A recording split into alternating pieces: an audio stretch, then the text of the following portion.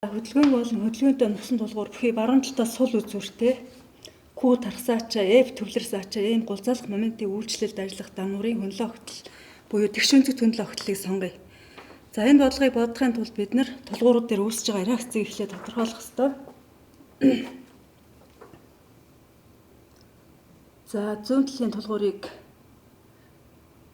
B гэж дугаарлая. За тэгэх юм бол B тулгуур дээр RB гэсэн реакц. За баруун талын тулгуурыг C гэж дугаарлах юм бол RC гэсэн реакцууд үүснэ. За тулгууруудын реакцуудыг тодорхойлохын тулд B болон C зэгтэй харьцангуй моментийн тэнцвэрийн тэгшгэлийг бичье. Эхлээд B зэгтэй харьцангуй моментийн тэнцвэрийн тэгшгэлийг бичье. За B зэгтэй харьцангуй моментийн тэнцвэрийн тэгшгэл бичихтэй Q тархсан ачаа маань цагийн зүүнний дагуу байгаа учраас эхлээд мөрөөр нүржүүлээд ингээд төвлөрүүлнэ. За дараа нь RC реакц маань цагийн зүүнний эсрэг байгаа учраас хасах тэмдэгтэй. За ийм гулзалах момент маань цагийн зүүнний эсрэг байгаа учраас хасах тэмдэгтэй. F төвлөрсөн ачаа маань цагийн зүүнний дагуу байгаа учраас нэмэх тэмдэгтэй мөрөө дээр нүржүүлээд тэгтээ тэнцвүүлье. За эндээс RC реакцыг олъё. За RC реакц маань за энд А зай маань 1 м гэж өгөгдсөн байгаа учраас 2-ыг үржих нь А буюу 2 м гэжээ. За ингээд Q маань 30 кНм байж байгаа. Энийг үржих нь 2. За хасах нь M маань 5 кНм байж байгаа. За F маань 15 кНм байгаа учраас ингээд үржүүлэг 3-аар үржүүлээд эндээс RC реакц маань 50 кНм болно. 50 кНм. За дараа нь C зэгтэй харьцангуй моментийн тэнцвэрийн тэгшгэлийг бичье. За C зэгтэй харьцангуй моментийн тэнцвэрийн тэгшгэл. За RB маань цагийн зүүнний дагуу байна. Үржих нь 2А. Хасах нь Q тархсан ачаа маань цагийн зүүнний эсрэг байгаа учраас хасах тэмдэгтэй үржих нь 2А үржих нь А байж таарна. За F хүч маань цагийн зүүнний дагуу байна. За момент маань цагийн зүүнний эсрэг байгаа учраас хасах тэмдэгтэйгээр авна. За эндээс RB реакцыг олъё. RB реакц. За 2 туун. За Q маань 30 байж байгаа. За үржих нь 2. За F маань 15 байж байгаа. За момент маань 5 байж байгаа. За эндээс RB маань 25 кНм байна. За ингээд реакцуудаа олцсон юм чинь бид нэр эерэг тэнхлэгтэр статик тэнцвэрийн тэгштэл бичээд реакцуудаа зөв болсон хэсгийг шалгая. За ингээд реакцуудаа шалгахдаа бид нар тэмдгийн дүрм маань эерэг тэнхлэгтэр бичиж байгаа учраас за нэмэх хасах тэмдэг дүрмээрээ авна. За мэдээж RC маань дээш чиглэж байгаа учраас нэмэх тэмдэгтэй. Q ачаа маань доош чиглэж байгаа учраас хасах тэмдэгтэй. За F маань доош чиглэж байгаа учраас хасах тэмдэгтэйгээр авнаа. За RB маань 25 байж байгаа. RC маань за 50 байж байгаа. Q маань 30 байж байгаа. За F маань 15 байгаа. Ингээд эндээс бид нар нөхөр энэ статик тэнцвэрийн тэгшгэлээс бид нар реакцуудаа шалгахад тийг гарч байгаа учраас бидний реакц зөв болсон гэж үзээд цаашаа бодолтыг хий. За бид нар за огтлуудыг хийж хөндлөн хүч болон гулзалах момент төвхөрийг ойлгох ёстой. За ингээд нэгдүгээр огтлыг бид нар зүүн талаас хий. За дараагийнх нь огтлыг буюу 2 дугаар огтлыг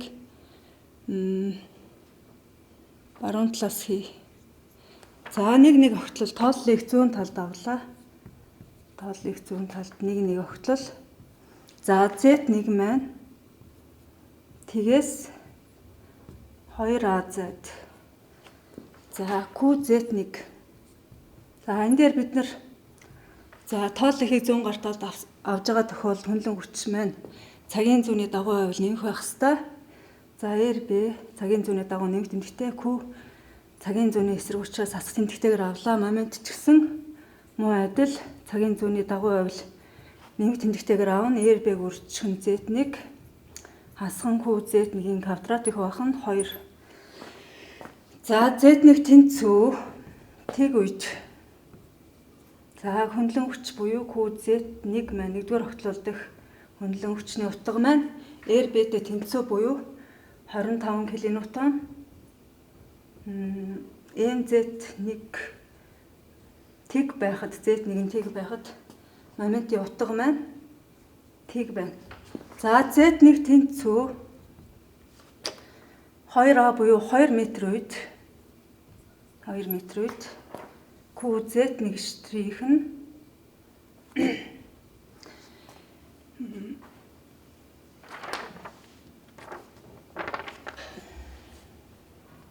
за хасаг 35 кН.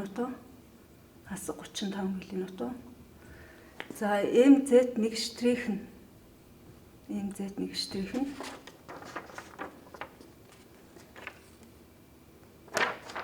хасаг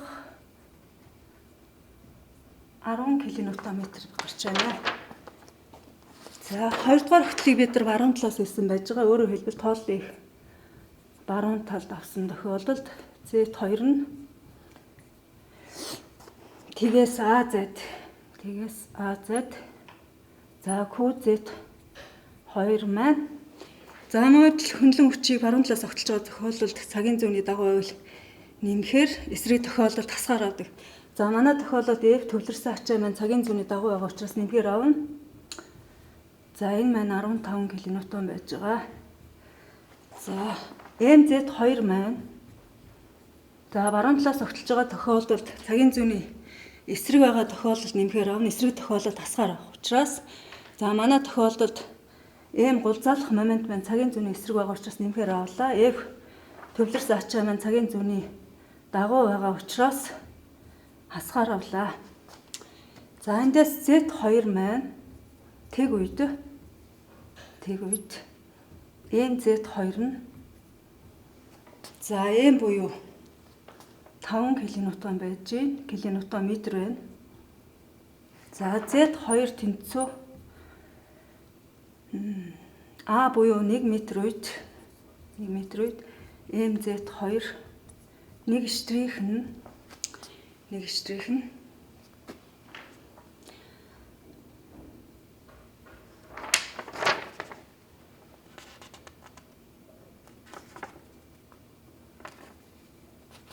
хасах 10 кНм байна. Хасах 10 кНм байна. За огтол хийгээд утгуудаа олоод авчихсан юм чинь хөндлөн хүч болно. Гулзаалах моментынхаа эфүрийг байгуулъя. За нэгдүгээрс бид нэр хөндлөн хүчнийхээ эфүрийг байгуулах гэж байгаа юм чинь зүүн талаас огтлыг хийсэн байж байгаа. За тэг байхад за нэмэх 25 кН байсан. Нэмэх 25. За 2 м буюу 2А үед 2А үед хасаг 35 байна. Хасаг 35.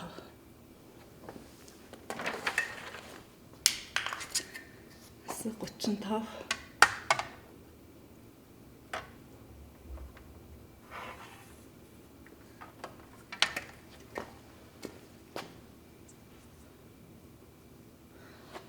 За 2 дугаар огтлыг бид нар баруун талаас хийсэн байж байгаа. За энэ дээр манайх нуу тарсан ачаа байхгүй зөвхөн төвлөрсөн ачаа үйлдэж байгаа учраас хөндлөн хүчний эфүрийн тэнглэгтэй параллелаар зурагданаа.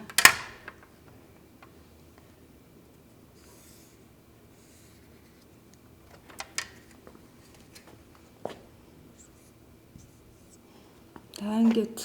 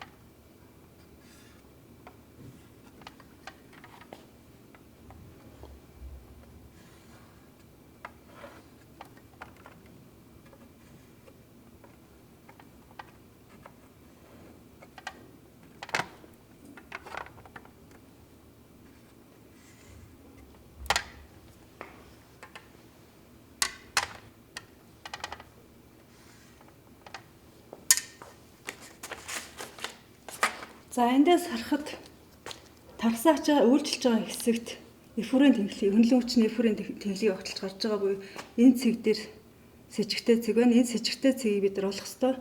Өөрөөр хэлбэл тухайн сэжигтэй цэг дээр гулзалгах моментын экстрем утга гардаг. За ийм учраас бид нар энд Z штрих гэж тэмдэглээд энэ зайг олъё. За энэ зайг олохын тулд бид нар RB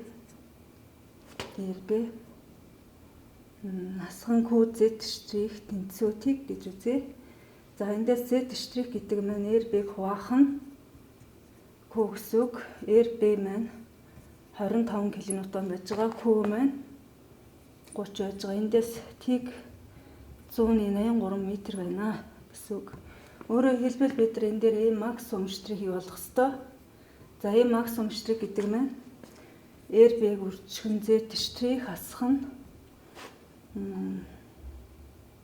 QZ штрихийн квадратыг хуваах нь 2 байна гэсэн үг. Өөрөөр хэлбэл эндээс таатуудыг орхуулаад цааш нь бодох юм бол E максимум штрих маань 10.4 кНм гарч байна. 10.4 кНм гарч байна. За тэгвэл эдгээр утгуудыг ашиглаад бид нэр моментынхаа эфурыг байгуулъя. За нэгдүгээр огтлол дээр T байхад 2 м байхад 2 м байхад хасах 10 кНм байна. Хасах 10.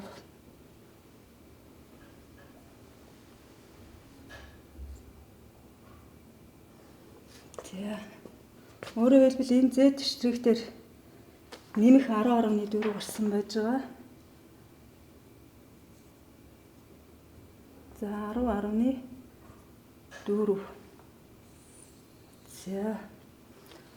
За дараа нь 2 дугаар огтлол маань баруун талаас байж байгаа. Тэг байхад момент маань нэмэх тэмдэгтээ 5. За 1 м байхад хасах 10 гарсан байна.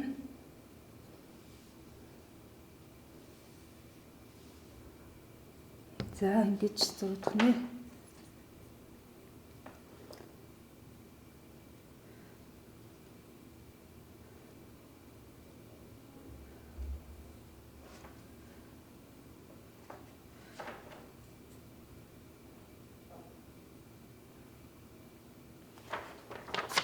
Ингээд бид нар эдгээр утгуудаас E максимум штрихийг авна.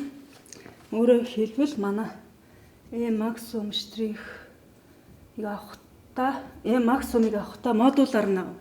За өөрөөр хэлбэл манай ингээд момент эфурийн утгууд дээрээс харахад E максимум маань максимум модулаар авсан утга маань E максимум штрихтэй тэнцүү буюу 10.4 кНм байж байна. За тэгвэл эдгээр энэ утгыг ашиглаад бид нар огтлоо сонгох ёстой. Өөрөөр хэлбэл бидний дамнуурын тэгшүүнцэх огтлыг сонгох гэж байгаа учраас огтлыг сонгохдоо бид нар Батөхийн нөхцлөөс олдог. За Батөхийн нөхцөл гэдэг маань сигма максимум маань E максимумыг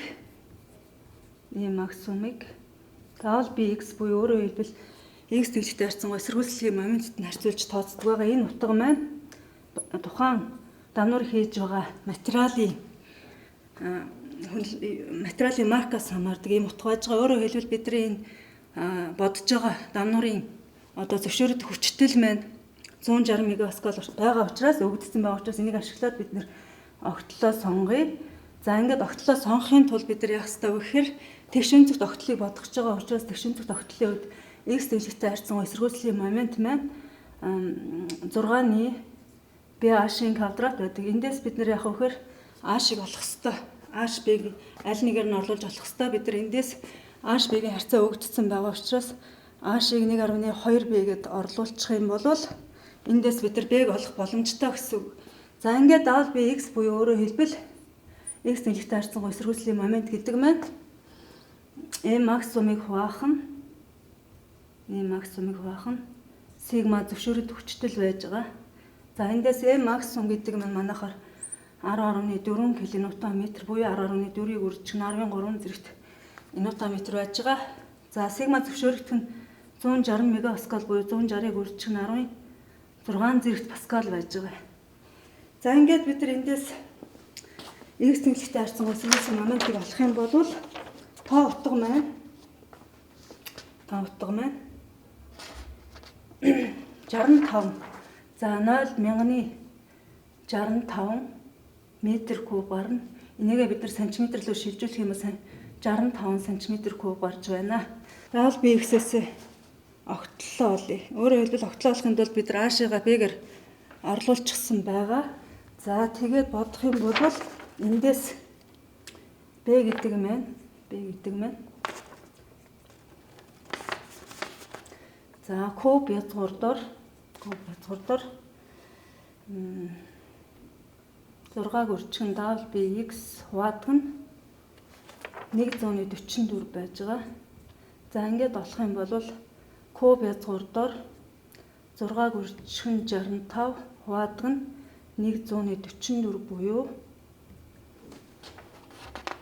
за 647 см гарч байна. Эндээс аашигаа олох юм бол ааш маань 776 см гарч байна.